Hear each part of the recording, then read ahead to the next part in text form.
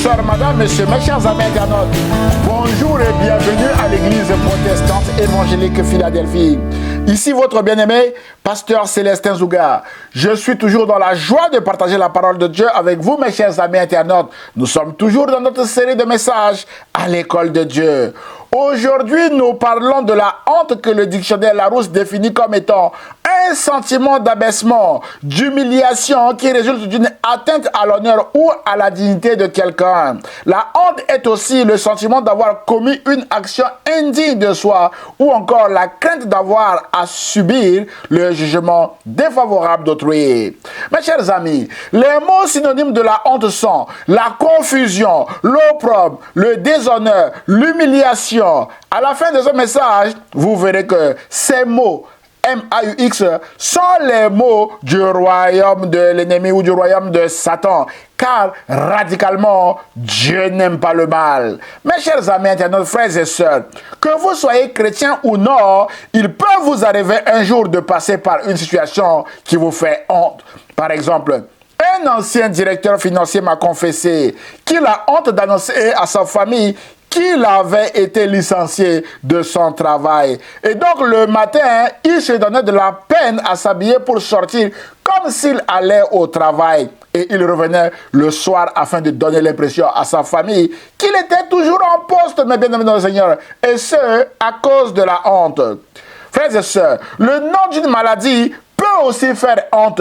L'échec à un examen ou à un concours peut faire honte. La stérilité dans un couple peut aussi faire honte. Le manque d'argent peut faire honte avec un paiement par carte bancaire rejeté devant la caissière et tous ceux qui attendent dans la queue derrière nous, mes chers amis internautes, dans les grandes surfaces. La liste est longue. Vous pouvez rajouter selon votre situation actuelle, mes bien-aimés dans le Seigneur.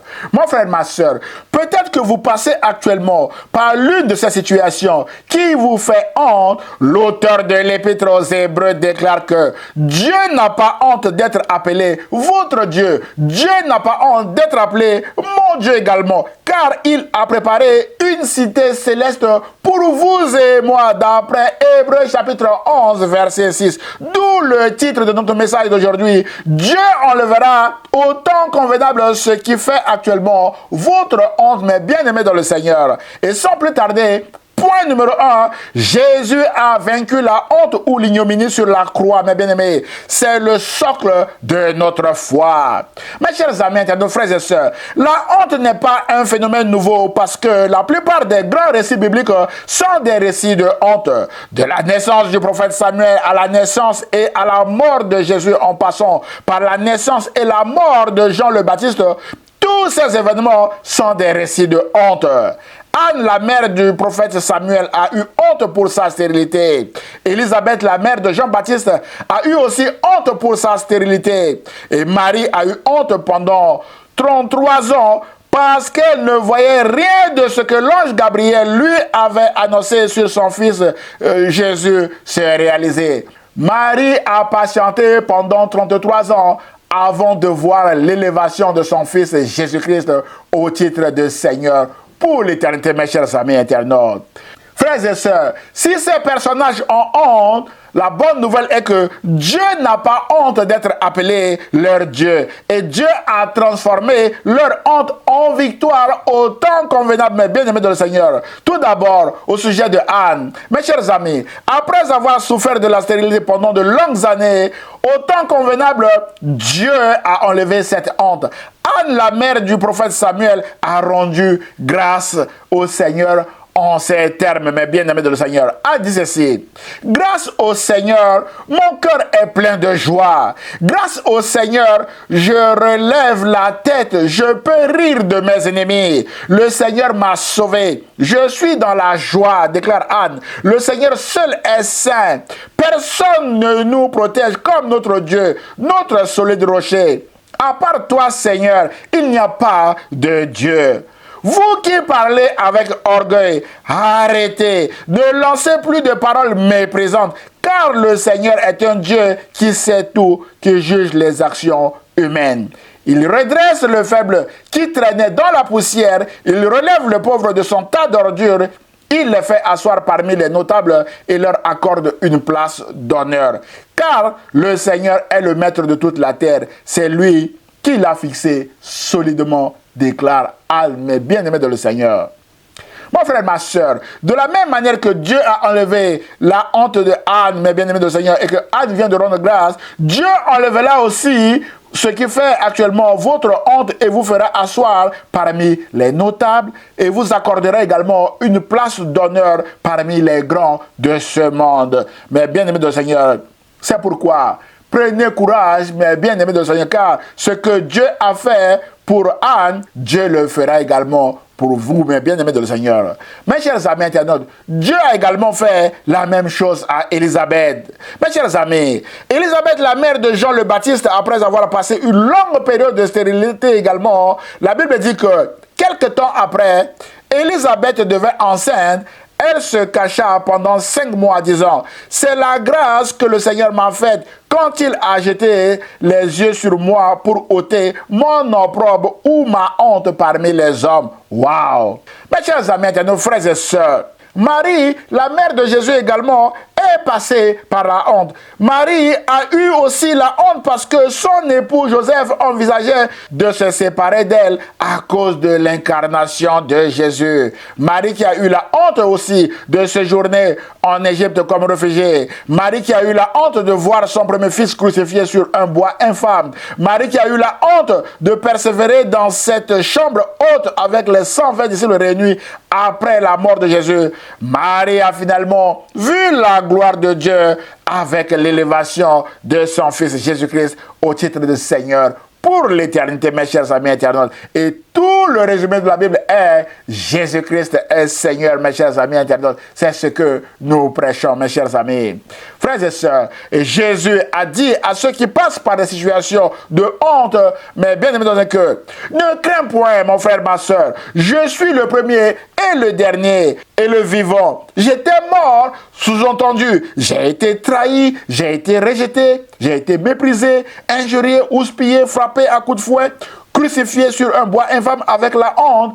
Et voici, je suis vivant au siècle des siècles. Je tiens les clés de la mort et du séjour des morts. Mon frère, ma soeur, Jésus-Christ, bien-aimé du Seigneur, a été humilié avec la mort par crucifixion. Mais la bonne nouvelle est que le Saint-Esprit a ressuscité Jésus-Christ d'entre les morts. Jésus a triomphé, mais bien de cette mort. Et le Dieu Tout-Puissant, le Père de Jésus-Christ, l'a souverainement élevé au titre de Seigneur pour l'éternité. Et Jésus reviendra cette fois-ci comme roi pour juger le monde, mes chers amis internautes. Mon frère, ma soeur, peut-être que vous passez actuellement par une situation qui vous fait honte. Prenez courage, mes bien-aimés. C'est la fin qui compte parce que Dieu enlèvera au temps convenable ce qui fait actuellement votre honte afin que vous puissiez témoigner de sa grandeur autour de vous. C'est exactement ce que Dieu a fait pour Jésus. Dieu a enlevé la honte de Jésus en l'élevant souverainement au titre de Seigneur pour l'éternité. C'est pourquoi l'auteur de l'Épître aux Hébreux déclare en Hébreux chapitre 12 verset 2 que « Gardons les yeux fixés sur Jésus, dont notre foi dépend du commencement à la fin. Il a accepté de mourir sur la croix sans tenir compte de la honte attachée à une telle mort, parce qu'il avait en vue la joie qui lui était réservée. Et maintenant, il siège à la droite du trône de Dieu. Waouh! Mon frère, ma soeur, hier, Jésus a connu la honte avec la mort par crucifixion. Mais la bonne nouvelle est que le Saint-Esprit a ressuscité Jésus-Christ et Dieu le Père l'a souverainement élevé au titre de Seigneur pour l'éternité. Jésus n'est pas resté dans cette honte ni dans cette ignominie, mais bien aimé de le Seigneur. C'est pourquoi, mon frère, ma soeur, notez que l'ennemi a traité Jésus comme un bandit de grand chemin en lui donnant la mort de la croix qui était une ignominie. Mais Jésus a méprisé cette honte ou cette ignominie et Jésus siège actuellement à la droite du trône de Dieu. Autrement dit, Jésus a vaincu la honte. C'est pourquoi la Bible déclare en Romains chapitre 10 verset 11 que celui qui croit en lui ne sera pas couvert de honte, ou encore quiconque croit en Jésus ne sera point confondus parce que Jésus a vaincu, mes bien-aimés, la honte et la confusion à la croix. Mon frère, ma soeur, peut-être que vous ne connaissez pas encore Jésus et vous vous battez seul avec la situation qui vous fait actuellement honte. Jésus est celui qui a vaincu la honte à la croix. C'est pourquoi ce message vous encourage à croire en Jésus et à l'accepter comme votre Seigneur et Sauveur. C'est alors que Jésus enlèvera ce qui fait actuellement votre honte, car celui qui croit en Jésus ne sera pas couvert de honte. Mon frère, ma soeur, peut-être que vous êtes chrétien de longue date aussi et vous passez actuellement par une situation qui vous fait honte. Prenez courage. David, qui est passé par là, a dit dans son psaume 25, verset 3 que tous ceux qui espèrent en Dieu ne seront point confondus. Et David raconte ce qu'il a fait dans le psaume 34, verset 4 à 6, mes bien-aimés, où il déclare que j'ai cherché l'Éternel et il m'a répondu. Il m'a délivré de toutes mes frayeurs. Mon frère, ma soeur, face à ce qui fait actuellement votre honte, cherchez l'Éternel. David dit, quand on tourne vers lui les regards, on est rayonnant de joie et le visage ne se couvre pas de honte. Mon frère, ma soeur, tournez vos regards vers Dieu et votre honte partira toute seule, mes bien-aimés Seigneur. Et David dit, quand un malheureux crie, l'Éternel entend et il le sauve de toute ses détresses. Voilà ce qu'il faut faire. Mon frère, ma soeur, criez à Jésus sur ce qui fait actuellement votre honte et vous verrez la gloire de Dieu, mes bien-aimés Seigneur. Et surtout, en attendant l'intervention de Dieu, continuez de le servir. Continuez, mes bien-aimés, d'aller à l'église. Continuez d'aller dans les réunions de prière. Continuez de prier et de louer Dieu, même dans la honte, car il y a des tout à coup dans la vie chrétienne. C'est ce que nous allons voir maintenant dans le deuxième et dernier point de ce message. Point numéro 2, continuez de servir. Continuez de louer Dieu, même avec la honte, car il y a des tout à coup dans la vie chrétienne, avec le cas d'Élisabeth et de Zacharie, et aussi avec le cas de Paul et Silas dans leur prison de honte à Philippe, mais bien aimés de le Seigneur. Mes chers amis, internautes, frères et sœurs, la honte et la confusion sont les œuvres de Satan qui visent à vous décourager, à ne plus continuer de servir au temple, ni de prier, ni de louer Dieu, ni d'aller aux réunions de prière. Mais béni Seigneur, n'écoutez pas ces mensonges, mes chers amis. C'est pourquoi ce message vise à vous encourager à continuer de servir Dieu, même avec la honte, comme Élisabeth et Zacharie l'ont fait en dépit de leur stérilité sans cause. Et aussi de continuer de louer Dieu, même avec la honte, comme Paul et Silas l'ont fait dans leur prison de honte à Philippe, car il y a des tout à coup dans la vie chrétienne, mais bien aimés de le Seigneur. Frères et sœurs, tout d'abord pour Élisabeth et Zacharie, la Bible déclare en Luc chapitre 1 verset 5 à 7 que il y avait à l'époque où Hérode était roi de Judée un prêtre nommé Zacharie. On souligne prêtre, il était serviteur de Dieu. Un prêtre nommé Zacharie qui appartenait à la classe sacerdotale d'Abia. Sa femme était une descendante d'Aaron. Elle s'appelait Élisabeth. Tous deux étaient justes aux yeux de Dieu et observaient tous les commandements et toutes les lois du Seigneur de façon irréprochable. Ils étaient irréprochables, Zacharie et Élisabeth. Ils n'avaient pas d'enfants car Élisabeth était stérile et tous deux étaient déjà très âgés. Voilà, mes bien-aimés, un couple irréprochable à l'égard de la loi, juste aux yeux de Dieu, mais qui traverse une situation incompréhensible, une situation très difficile, mes chers amis internautes. Mais la bonne nouvelle est que Zacharie et Élisabeth ont continué de servir le Seigneur avec la honte de leur stérilité. C'est la fidélité dans le ministère, quels que soient nos problèmes et nos difficultés, mes chers amis internautes. Restons fidèles, c'est alors que nous verrons la gloire de Dieu. Mes chers amis internautes, frères et sœurs, Élisabeth et Zacharie ont continué de servir le Seigneur avec leur stérilité, quand bien même qu'ils étaient justes devant Dieu.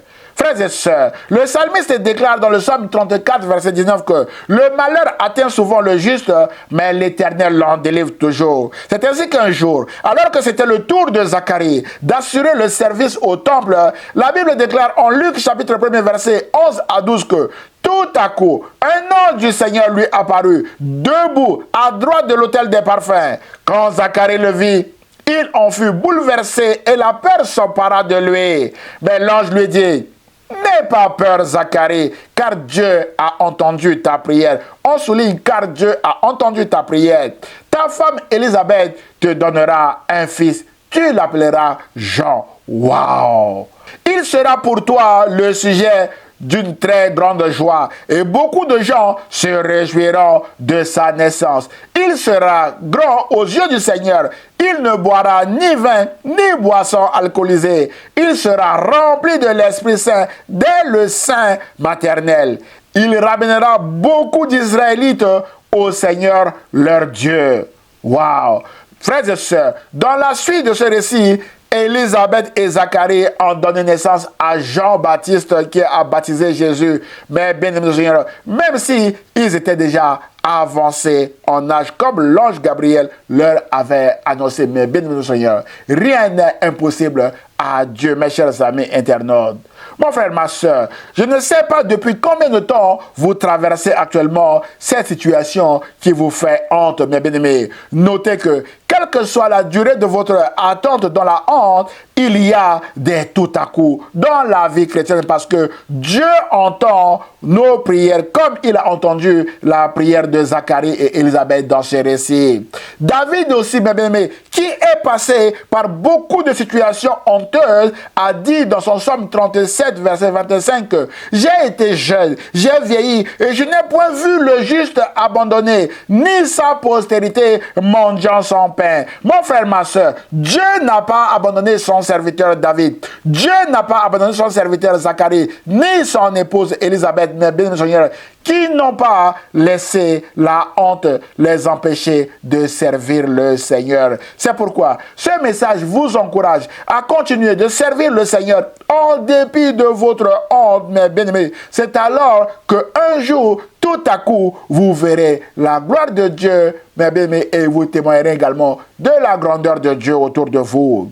Frères et sœurs, mes chers amis, toujours dans ce récit, alors que Zacharie a tenté de discuter avec l'ange Gabriel en mettant en avant son âge avancé ainsi que l'âge avancé de sa femme qui rendait impossible la conception d'un enfant, l'ange Gabriel lui dit en Luc chapitre 1 verset 20 que Zacharie, tu vas devenir muet et tu resteras incapable de parler jusqu'au jour où ce que je viens de t'annoncer se réalisera. Il en sera ainsi parce que tu n'as pas cru à mes paroles qui s'accompliront au temps prévu. Waouh! À cause de cette parole, Zacharie était devenu muet et Zacharie a recommencé à parler le jour de la naissance de son fils Jean le Baptiste. Mon frère, ma soeur, peut-être que Dieu vous a fait des promesses et vous êtes actuellement dans la honte en attendant sa réalisation.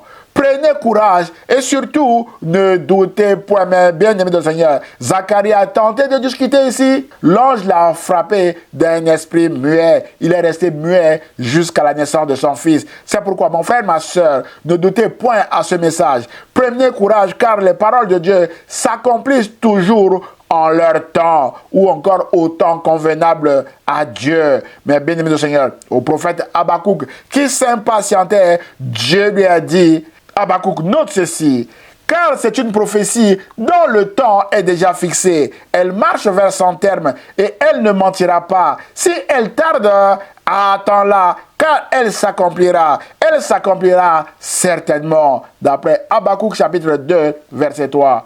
Mon frère, ma soeur, les promesses de Dieu pour votre vie s'accompliront et s'accompliront certainement. C'est pourquoi attendez l'accomplissement de ces promesses avec la bonne attitude, en continuant de servir au temple, mes bien-aimés Seigneur, et dans les réunions de prière, comme Zacharie et Élisabeth, c'est alors que vous verrez la gloire de Dieu s'accomplir dans votre vie.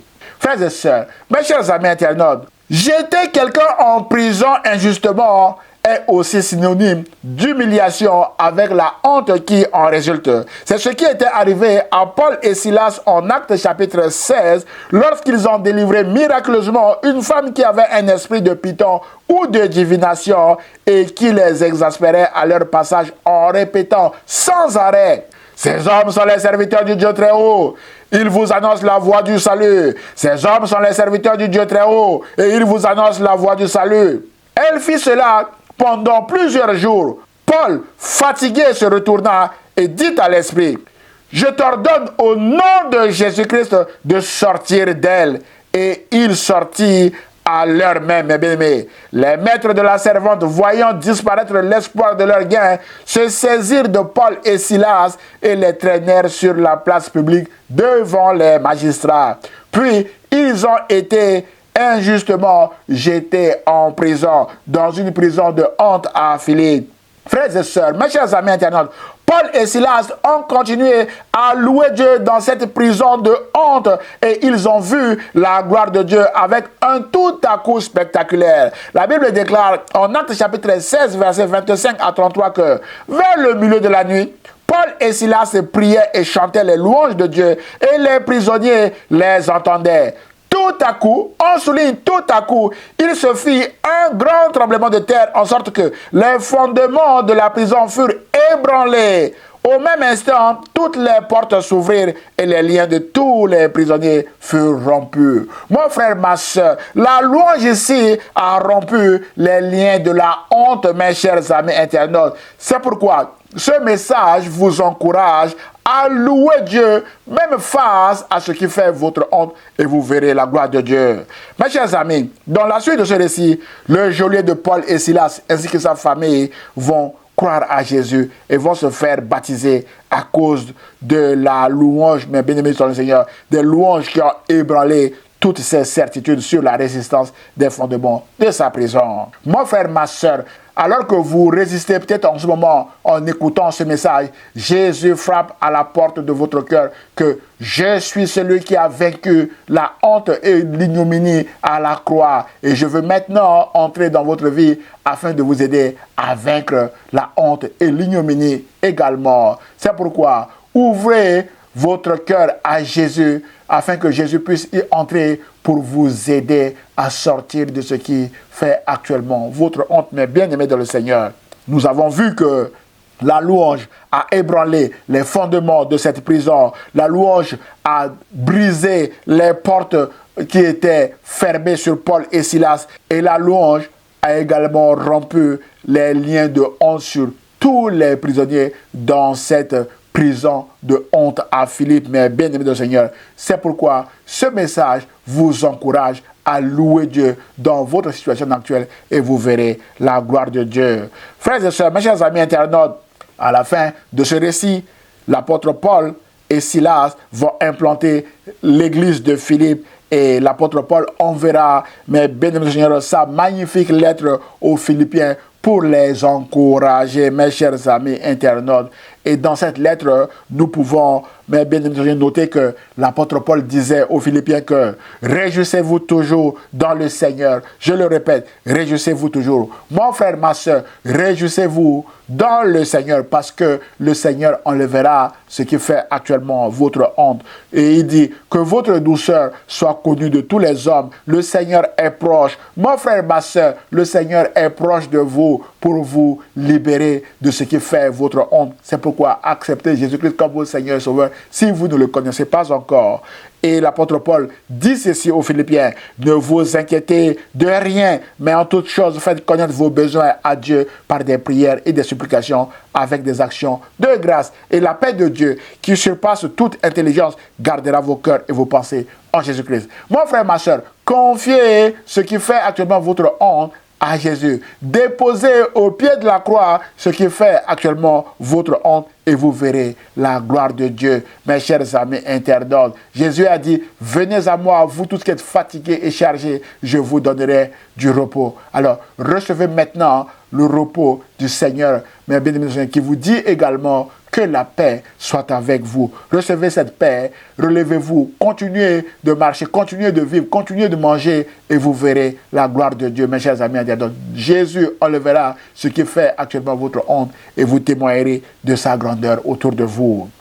Mon frère, ma soeur, réjouissez-vous encore et encore, d'ores et déjà, car Dieu enlèvera ce qui fait actuellement votre honte au temps convenable, si vous ne vous relâchez pas dans la prière, dans le service au temple et dans la louange à Dieu, mes chers amis internautes, car Dieu n'est pas injuste pour oublier votre travail et l'amour que vous avez montré pour son nom, ayant rendu et rendant encore des services aux saints, déclare l'auteur de l'Épître aux Hébreux, en Hébreux chapitre 6, verset 10, mes chers amis internautes. C'est pourquoi continuez d'aller à l'église, continuez d'aller aux réunions de prière, continuez de servir au temple et continuez de prier. Mais bien aimés, comme il est écrit, priez sans cesse et vous verrez la gloire de Dieu s'accomplir un jour à travers un tout à coup, car il y a des tout à coup dans la vie chrétienne, mes chers amis internautes.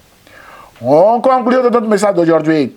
Frères et sœurs, mes chers amis internautes, notez que l'apôtre Paul encourageait les Corinthiens qui avaient aussi honte avec tous les problèmes qu'ils avaient en leur disant ceci en 1 Corinthiens chapitre 15 verset 58. Mes frères bien-aimés, soyez fermes, inébranlables, travaillons de mieux en mieux à l'œuvre du Seigneur, sachant que votre travail ne sera pas vain dans le Seigneur. Mon frère, ma soeur, continuez d'aller à l'église, continuez d'aller aux réunions de prière, continuez de servir Dieu, même avec votre honte, mais bien aimé du Seigneur. C'est alors que un jour, tout à coup, vous verrez la gloire de Dieu, car Dieu n'est pas injuste pour oublier ce que vous faites pour la gloire de son nom, mes chers amis internautes. Mon frère, ma soeur, prenez courage face à ce qui fait actuellement votre honte. Persévérez dans la prière jusqu'au temps convenable où Dieu enlèvera cette honte avec un tout à coup, comme celui de Zacharie et Élisabeth, mais bien évidemment, ou de Paul et Silas, et ce, afin que vous puissiez témoigner de sa grandeur autour de vous, mes chers amis internautes. Enfin, Dieu a fait serment en Joël 2,25, mais bien évidemment que je vous remplacerai les années quand dévoré la sauterelle, le gélec, le asile et le gazab, ma grande armée que j'ai envoyée contre vous. Et à partir du verset 26, mon peuple ne sera plus jamais dans la confusion ou la honte, mais bien aimé Seigneur. Et encore au verset 27, Dieu répète ceci, mon peuple ne sera plus jamais dans la confusion ou dans la honte, mais bien aimé Seigneur. Voilà le sermon de Dieu sur la honte, l'opprobre, l'ignominie. Tous ces mots-là sont pour l'ennemi et non pas pour le royaume de Dieu. C'est pourquoi, mon frère, ma soeur, continuez de servir même avec la honte, car il y a des tout à coup dans la vie chrétienne. Et rappelez-vous toujours que la honte ou la confusion ou l'opprobre sont pour l'ennemi et la victoire est pour vous et à jamais. Parce que Jésus vous a acquis cette victoire-là à la croix. C'est pourquoi marchez sur les pas de Jésus et vous verrez la gloire de Dieu, mes chers amis internautes. Dans la gloire de Dieu, il n'y a plus de honte, mes chers amis internautes. Voilà le but final de ce message. Vous aider à marcher, même avec la honte, en attendant l'intervention surnaturelle de Dieu qui enlèvera cette honte avant de vous faire entrer dans son royaume, mes chers amis internautes. J'ose espérer que ce message vous a fait du bien. Alors, aimez-le, commentez-le et partagez-le à vos proches. Que Dieu vous bénisse. Prions le Seigneur. Seigneur, je prie pour mon frère ou ma soeur qui vient de regarder ce message. Peut-être que mon frère ou ma soeur passe actuellement par des temps difficiles, par une situation qui lui fait honte. Je prie afin que tu puisses enlever cette honte en intervenant dans la vie de mon frère ou de ma soeur afin qu'il ou elle puisse témoigner de ta grandeur autour de lui ou autour d'elle. Et je prie au nom de Jésus et l'Église protestante évangélique Philadelphie répond. Amen.